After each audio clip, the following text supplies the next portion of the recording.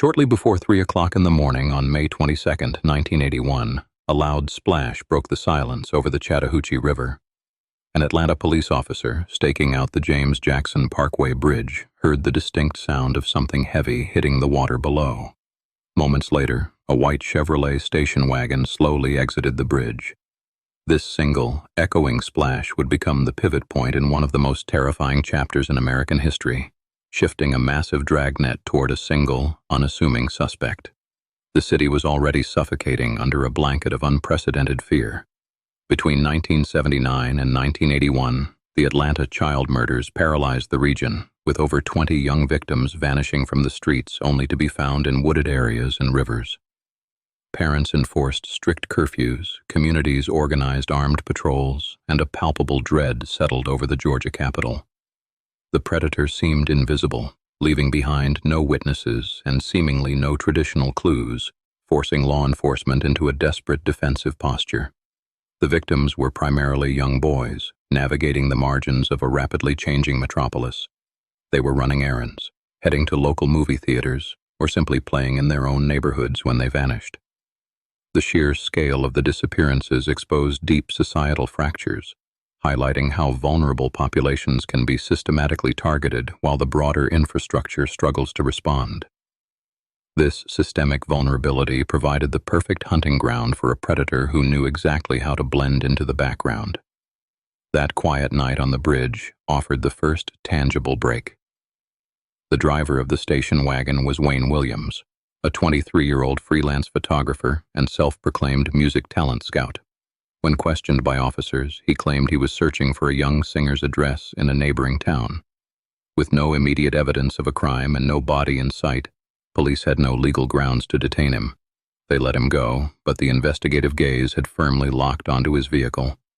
Williams presented a complex psychological profile that defied the typical expectations of a localized predator. He was deeply embedded in the community, using his music scouting as a plausible reason to interact with vulnerable youth. He possessed an inherent arrogance, a belief in his own intellectual superiority that often characterizes organized serial killers. This type of offender meticulously plans their crimes, maintains a normal social facade, and actively follows the investigation, adapting their methods to evade capture. The true significance of the bridge encounter materialized 2 days later. The naked body of 27-year-old Nathaniel Cater was pulled from the Chattahoochee River just a few miles downstream from where the splash was heard. Cater became the latest victim in the sprawling investigation, and his discovery provided the crucial physical link the police desperately needed. The focus immediately intensified on the young photographer, transforming him from a person of interest into the prime suspect. The case against him would not rely on eyewitness testimony or a smoking gun, but on the microscopic world of trace evidence. Investigators discovered unusual, yellowish-green nylon fibers and violet acetate threads clinging to the victims. These synthetic strands became the silent witnesses to the abductions. The Georgia Bureau of Investigation, working alongside the FBI, recognized that these microscopic fragments held the key to unmasking the killer, launching an unprecedented forensic undertaking. Tracing the origins of the yellowish-green fibers required a monumental effort in textile forensics. The FBI laboratory determined the fibers belonged to a specific type of carpet manufactured by West Point Pepperell, dubbed the Luxura line. Investigators traced the production and sales records, calculating that this exact dye batch and carpet style was exceedingly rare. It was sold in limited quantities and installed in a minuscule fraction of homes in the metropolitan area. The statistical improbability of these fibers appearing randomly on multiple victims was staggering. When investigators searched the suspect's home, they found the exact yellowish-green Luxura carpet in his bedroom. They also matched the violet acetate fibers to a bedspread in the residence. This comparative analysis elevated fiber evidence from a secondary circumstantial detail to the very foundation of the prosecution's case. The microscopic threads wove a tight, inescapable web around the suspect's daily environment. The forensic breakthroughs did not end with synthetic materials. Investigators also recovered distinct animal hairs from several victims. Microscopic examination revealed these hairs belonged to a dog, specifically sharing unique characteristics with the suspect's own German Shepherd. The combination of the rare carpet fibers, the bedspread threads, and the canine hair created a triad of trace evidence. The probability of any other individual possessing this exact combination of environmental markers was virtually zero. When the arrest was announced, it sent shockwaves through the community.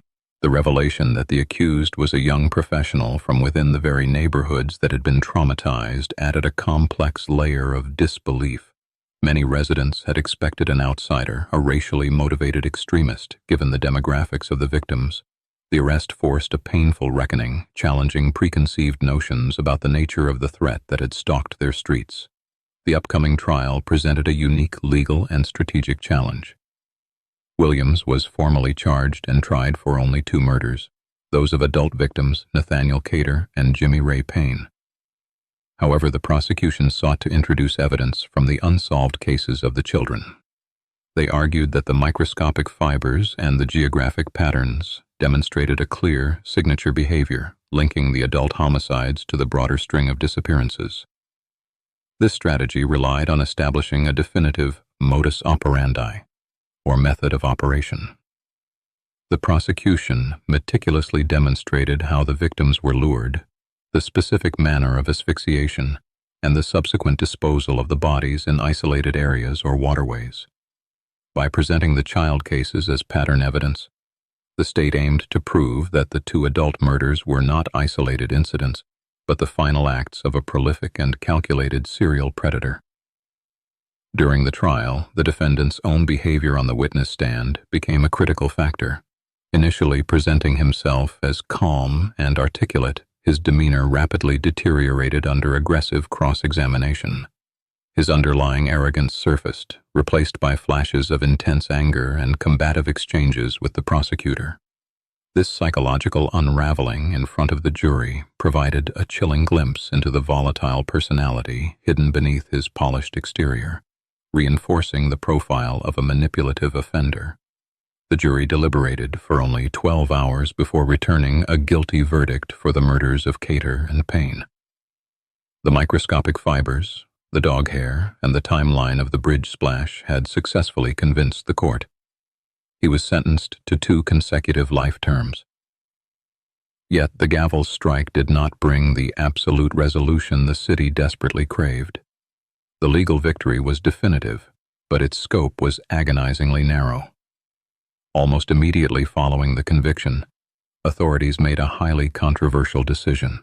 The police department officially attributed 22 of the other unsolved cases to the convicted man and disbanded the special task force. This sweeping administrative closure sparked outrage among the victims' families. They felt their children were being used to neatly tie up a sprawling investigation without receiving their own dedicated days in court.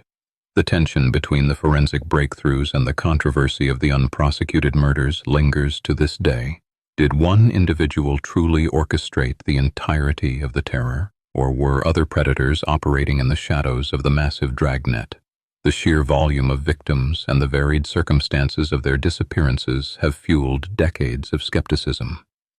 The administrative closure left a haunting void where legal certainty should have been. Criminologists often study this case to understand the evolution of the organized serial killer.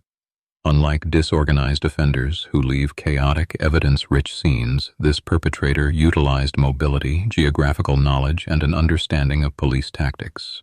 The shift from dumping bodies in wooded areas to throwing them into rivers directly correlated with the police announcing their search strategies in the media.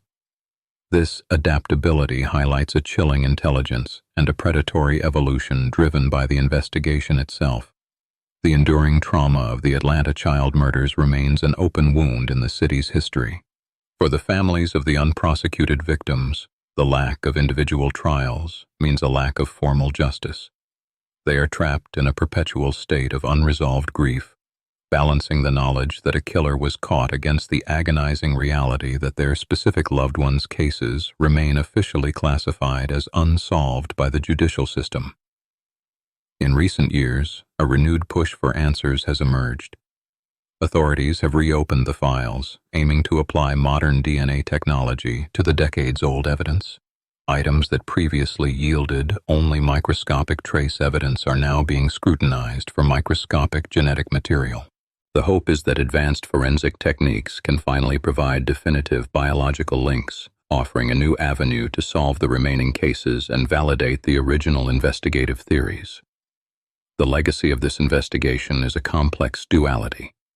It stands as a monumental landmark in the application of trace evidence, proving that the silent testimony of fibers and hair can secure a conviction. Yet it also serves as a somber reminder of the limitations of the justice system. The microscopic threads that linked a killer to his crimes also bound a city to a tragedy that, for many, remains agonizingly incomplete.